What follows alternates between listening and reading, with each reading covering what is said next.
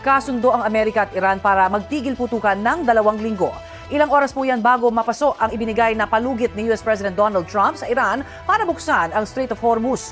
Kung hindi ay pupulbusin niya ang bansa. Where every power plant in Iran will be out of business and it'll happen over a period of 4 hours if we wanted to. Huling palugit na raw yan ni US President Donald Trump sa Iran para buksan ang Strait of Hormuz. Ang oras, 8 p.m. Eastern Time ng Martes, alas 8 ng umaga ngayong Miyerkules dito sa Pilipinas. Giit ni Trump kung hindi tatalima ang Iran, bobombahin ng Amerika ang mga power plant at tulay roon. Bago ang deadline, muling nagbabala si Trump na may mauubos na lahi na anyay hindi na maibabalik pa. Pero makalipas ang ilang oras, inanunsyo ni Trump na pumayag siya sa ceasefire. 2 linggo raw niyang sususpindihin ang pagbomba at pag-atake sa Iran. Ayon naman sa Prime Minister ng Pakistan na namagitan sa dalawang bansa, parehong pumayag ang Amerika at Iran, pati ang mga kaalyado nito sa kasunduan na effective immediately. Kasama rin sa tigil putukan ang iba pang bansa tulad ng Lebanon. Sa pahayag naman ng Foreign Minister ng Iran, sinabi niyang titigil ang operasyon ng kanilang militar kung ititigil din ang pag-atake sa kanilang bansa. Posible raw ang ligtas na paglayag sa Strait of Hormuz sa loob ng 2 linggo basta't makikipag-ugnayan sa kanilang armed forces. Nauna nang pinayagan ng Iran ang pagdaan doon ng Philippine flag vessels, energy sources ng Pilipinas at mga tripulanting Pinoy. Bunsod ng gyera sa Middle East na nasa ika-6 na linggo na, naging limitado ang operasyon sa Strait of Hormuz at napinsala ang ilang oil refineries at infrastructures na sanhi ng pagsipa ng presyo ng langis sa iba't ibang bahagi ng mundo, kabilang na ang Pilipinas. Abot na sa mahigit 14 milyong Iranian ang nagpahayag ng kanilang kahandaang ipagtanggol ang bansa sa ilalim ng Jan Fada o pag-aalay ng buhay para sa bayan. Ayon sa pahayag ni Iranian President Masoud Pezeshkian, siya mismo ay nagparehistro na rin para sa naturang military service na isang malinaw na senyales ng matinding paninindigan ng pamahalaan. Kasabay nito, nagsimula na rin ang mga sibilyan ng Iran ng mga hakbang para protektahan ang kanilang mga kritikal na infrastruktura ng bansa. Sa ilang video na kumakalat sa social media, makikita na bumuo ng human chain ang mga Iranian sa paligid ng mga power plant upang hadlangan ang posibleng pag-atake ng US at Israel. Ayon sa mga lokal na opisyal, walang Iranian ang nagnanais na masira ang kanilang mga pasilidad kaya't handa silang itaya ang kanilang buhay para dito. Samantala, naglabas naman ng matinding babala ang Iranian military kaugnay ng mabagsik na banta ni Trump at posibleng pag-atake ng Amerika sa mga power plant at tulay ng Iran. در صورت عملی شدن تهدیدات آمریکا در خصوص نیروگاه‌های ایران بلافاصله اقدامات تنبیهی انجام خواهد شد. همه نیروگاه‌های برق، زیرساخت‌های انرژی و فناوری اطلاعات رژیم صهیونیستی و شرکت‌های مشابه در منطقه که سهامدار آمریکایی دارند به طور کامل تخریب خواهند شد. Giit ng Iran kung tatargetin ng mga pag-atake ng US at Israel ang mga sibilyan at kritikal na pasilidad ng bansa ay agad nilang gagantihan ito ng mas matinding puwersa. ما از ابتدا اعلام کرده بودیم که هر تعرضی به اهداف غیر نظامی با پاسخ مضاعف به منافع دشمن در هر نقطه از منطقه روبرو خواهد شد.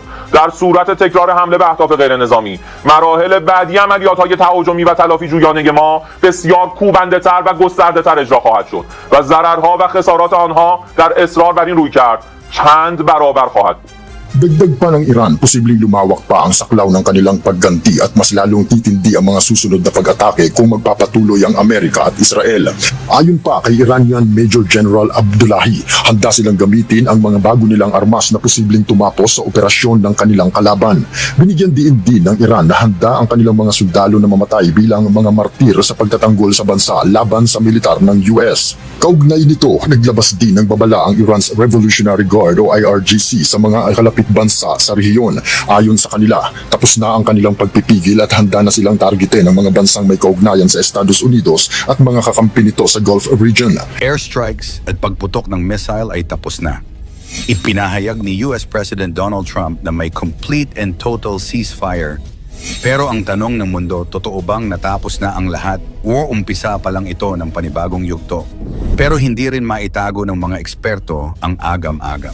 Habang bumagal nga raw ang nuclear enrichment ng Iran dahil sa pambobomba ng US, baka naman mas tumapang palalo ang loob ng Tehran na magtuloy-tuloy sa pagbuo ng bomba sa hinaharap. Ayon kay Trump, ito ay digmaan na pwedeng tumagal ng taon at wasakin ang buong gitnang silangan. Pero hindi ito nangyari at hinding-hindi mangyayari. Ayon sa White House, si Trump mismo ang tumawag kay Israeli Prime Minister Benjamin Netanyahu para ayusin ang kasunduan. Sa likod ng lahat, may papel din daw ang gobyerno ng Qatar sa pag-broker ng deal. Pero teka, hindi basta-basta sumang-ayon ang Iran. Ang kanilang foreign minister ay nagsabing titigil sila sa opensiba kung titigil din ang Israel.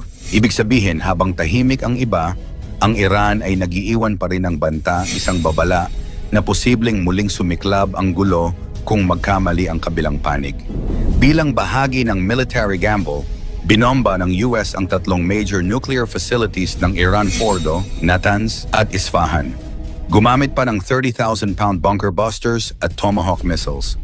Ayon sa Vice President J.D. Vance, ito ang reset moment ng buong rehiyon. Sa TV, sinabi niyang kung magtatangkang gumawa ulit ng nuclear weapon ang Iran, haharap sila sa isang napakalakas na sandatahang lakas ng Amerika. Lunes din ang maglunsad ng retaliatory missile strike ang Iran sa US base sa Qatar, ang Al Udeid Air Base. Pero sabi ni Trump, 13 sa 14 na missiles ay naharang ng US defense systems. Wala raw nasaktan, wala ding nasawi. Habang bumagsak ang oil prices sa $65 per barrel, ang ceasefire ay isang hakbang, pero kung may susunod pang yugto ng digmaan, yan ang di patiya. Ang epekto sa buong mundo. Habang nangyayari ang lahat ng ito, ramdam ito ng buong mundo. Hindi lang ito usapin ng Middle East, tumataas ang presyo ng langis, nagiging unstable ang ekonomiya, at lumalaki ang takot sa global conflict. Kahit malayo ka sa lugar, apektado ka pa rin. Sa gasolina, sa presyo ng bilihin, sa ekonomiya ng bansa. Ito ang epekto ng global interconnection, diplomatic at military alignment.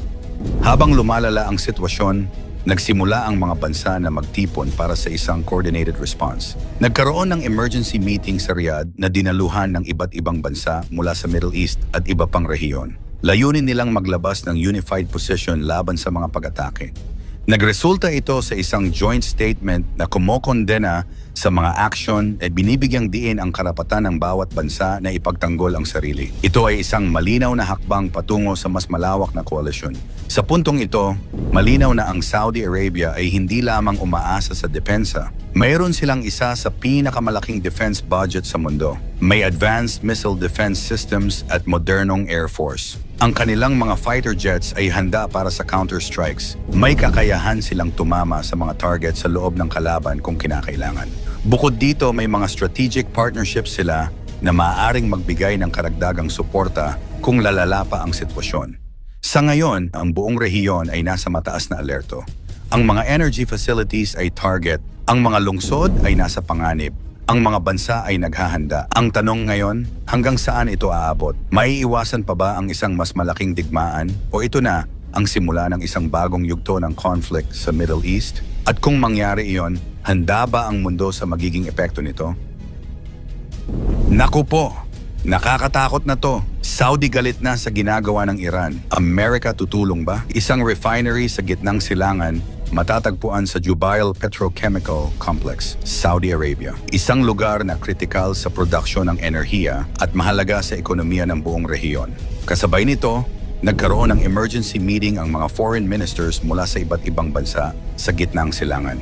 Isang pagpupulong na hindi pangkaraniwan, kundi bunga ng lumalalang tensyon. Sa likod ng mga saradong pinto, pinag-usapan ang sunod-sunod na pag-atake sa mga oil at gas facilities sa rehiyon, mga pasilidad na hindi lamang sumusuporta sa ekonomiya ng mga bansa, kundi sa buong mundo. Ayon kay Saudi Foreign Minister Prince Faisal bin Farhan, hindi namin itinuturing na nagkataon lamang ang mga pag-atake na ito. Ibig sabihin, para sa Saudi Arabia, hindi ito simpleng insidente. Ito ay isang planadong hakbang, isang serye ng aksyon na may malinaw na layunin.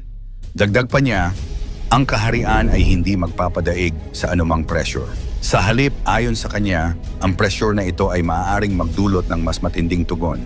Isang babala, isang pahiwatig na handa silang lumaban kung kinakailangan. May karapatan kaming magsagawa ng aksyong militar kung kinakailangan. At kung darating ang panahon, ang pamunuan ng kaharian ay gagawa ng nararapat na desisyon.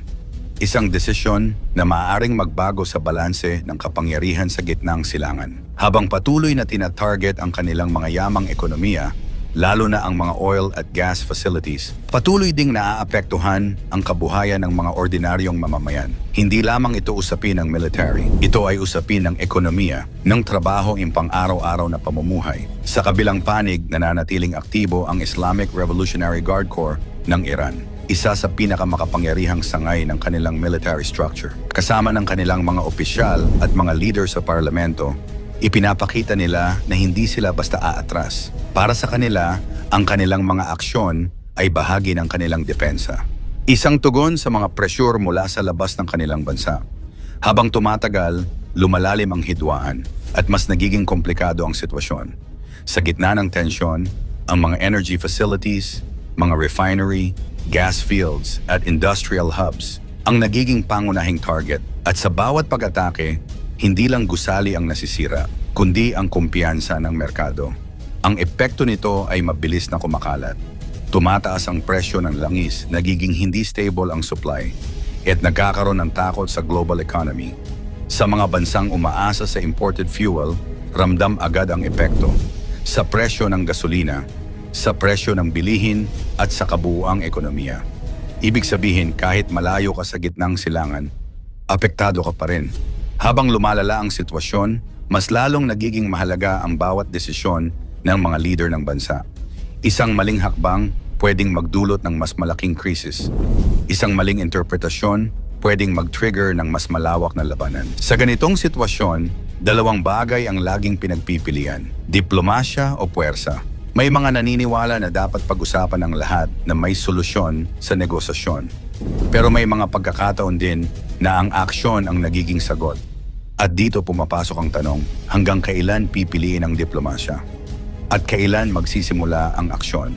Sa kasalukuyan, nananatiling mataas ang alert level sa buong rehiyon. Ang mga military forces ay nakaantabay, ang mga defense systems ay aktibo, at ang mga mata ng buong mundo ay nakatutok sa bawat galaw. Hindi na ito simpleng regional issue. Ito ay isang global concern dahil ang gitnang silangan ay isa sa pinakamahalagang pinanggagalingan ng enerhiya sa mundo. At anumang kaguluhan dito may direktang epekto sa lahat. Habang nagpapatuloy ang tensyon, isang malaking tanong ang unti-unting lumilitaw. Makikialam na ba ang Amerika? Bilang isa sa pinakamakapangyarihang bansa sa mundo, ang kanilang desisyon ay may malaking epekto sa direksyon ng sitwasyon. Kung pipiliin nilang makialam, posibleng lumawak ang conflict. Kung hindi naman, posibleng lumala pa ang sitwasyon. Sa puntong ito, walang malinaw na kasagutan. Pero isang bagay ang sigurado, ang mundo ay nakamasid. At habang tumatagal, lalo lamang tumitindi ang tensyon. Isang maling hakbang na lang, pwedeng magbago ang lahat. At sa gitna ng lahat ng ito, isang tanong ang nananatili. Ito na ba ang simula ng isang mas malaking digmaan? Ano sa tingin mo? Ikomento mo sa ibaba.